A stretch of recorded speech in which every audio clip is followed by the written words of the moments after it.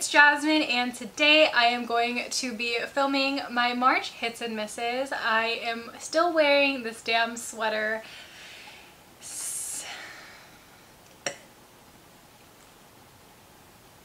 It's genuinely been since November since I bought this sweater, and I wear it almost every single day. And I know some of you guys may be tired of me wearing the same things, but honestly, if I bought it, I'm gonna wear it. This month has been more so focused on little things. Things like tools, little makeup. Yeah, I think I do have a little bit of makeup here and there to talk about, but it's mostly like tool focused a little bit this month, because this has just been an extension of last month's hits and misses. I'm actually going through a phase where I'm trying to use up certain products, so you know, I'm using the same things in like every single video. So we're actually going to start off with a brush today. Now this is a highlighting brush. This is by ShopMissA. This is from their Voyage kit, and this is in the style F34. It's what I use to apply highlight. It is so amazing. At first I was kind of skeptical because I thought it was really tiny.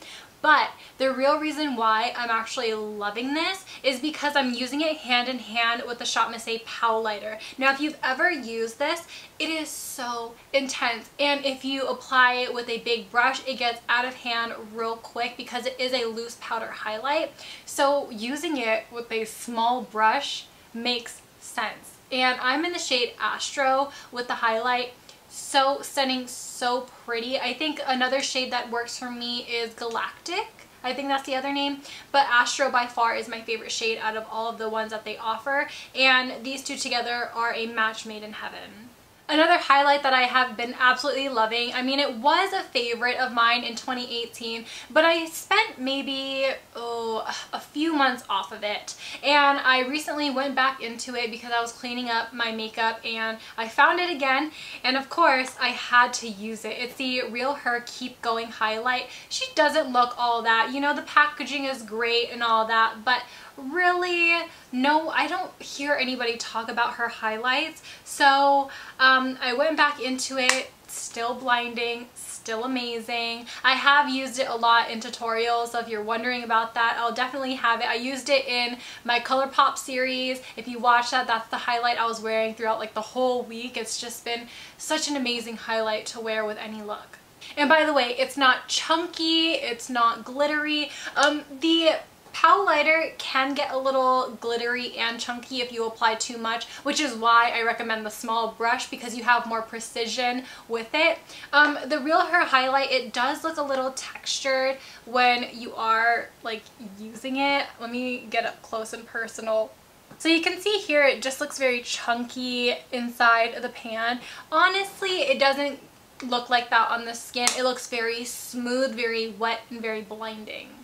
Another face product that took me by surprise is the Catrice Strobing blush in the shade Miss Summer Peach. Now I love this because it has 4 different sections, so depending on how intense you want your blush, you can go on one side of the blush, or if you want more of like a light wash, you can go on this side. It is just amazing. It's very versatile. You can use it on your eyes, your face, and it just looks good. It doesn't look cakey, and it looks like it would be kind of like a chunky blush, honestly, because every time I see something that looks like this, I think of just that Revlon blush brick or something like that that I used years ago. Like, I'm talking about when I first started to do my makeup. I thought that that was the most chunky blush, and to me this is very smooth, very similar in texture to my Wet n Wild blushes.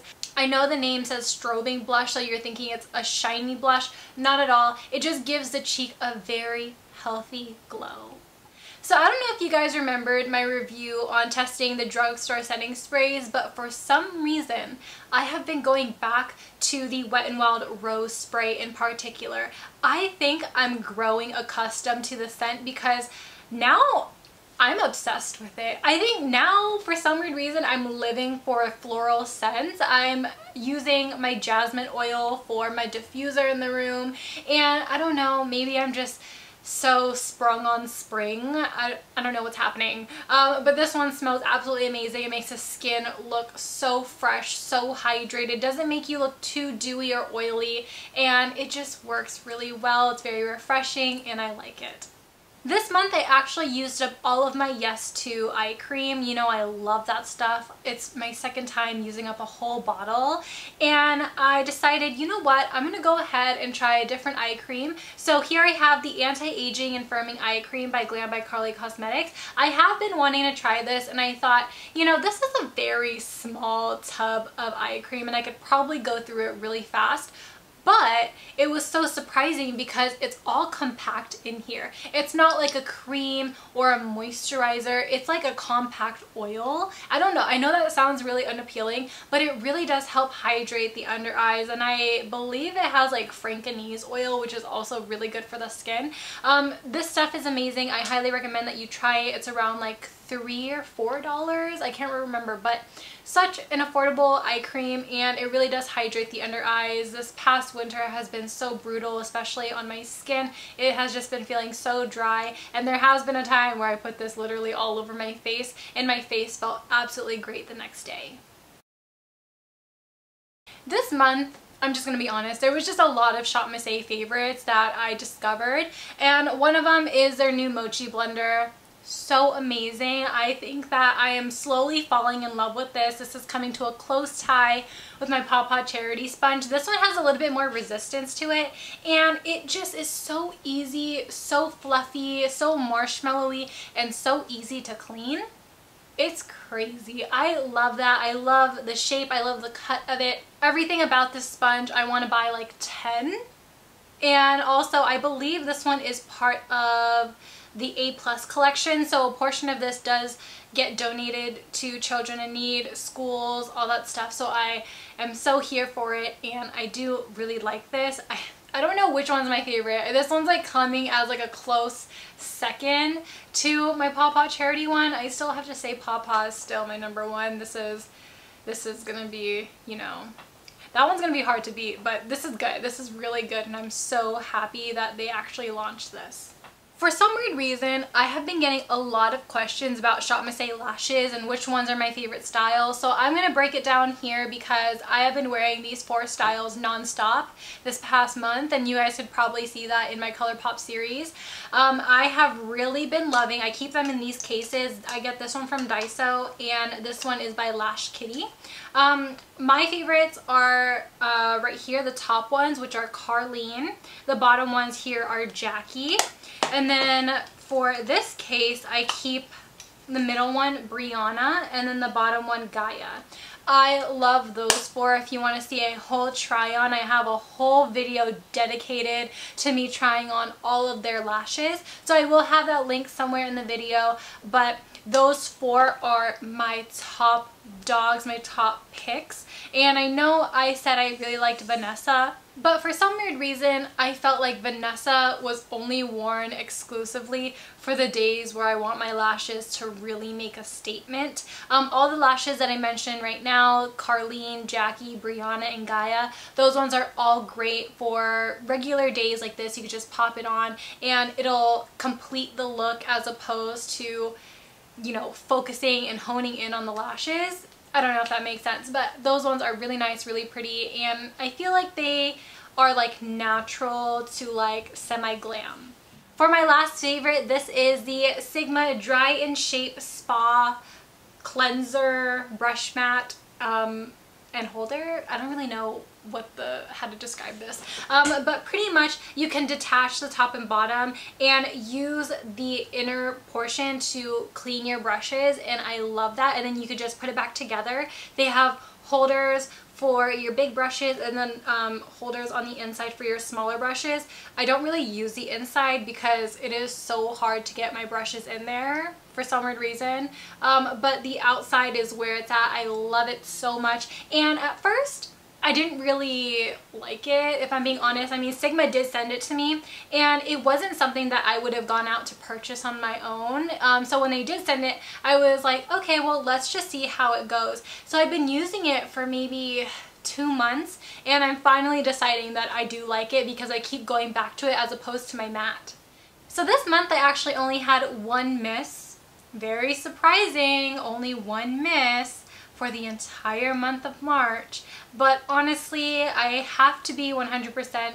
As much as I wanted to like this sponge, I really don't. This is the ShopMissA Microfiber sponge. At first, I really did like it. I actually started to use it weekly. I was using it, abusing it. It already has rips. I've only had it not even 2 months, I don't believe. I don't think it's been that long. So I already have rips. This is actually one of the harder sponges in ShopMissA's line to clean, which is absolutely absurd.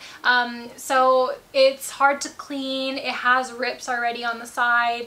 And to me, if you're gonna do a microfiber sponge, it better stay fuzzy.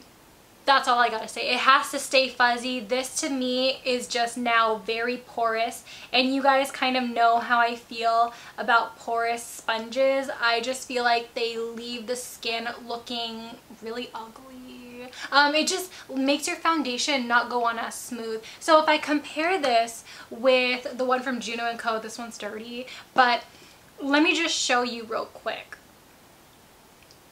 This stays fuzzy, while this, the texture is all smoothed down. So yes, it is cheaper than the Juno & Co one, but I do have to admit, Juno & Co are the originators of that sponge, so obviously they're gonna do it right. This one, yes, it is a competitor, but I just feel like after use and after time, I'm gonna have to say that I prefer the Juno & Co one a little bit more. Alright you guys, that wraps up this video. Hope you guys all enjoyed. Thank you guys so much for watching, and if you want to see all the details that I have about this look, it'll always be in the description box like all my other videos. So I hope you guys all enjoy my picks for this month, and I will see you guys in my next one. Bye! Peace out, Girl Scouts.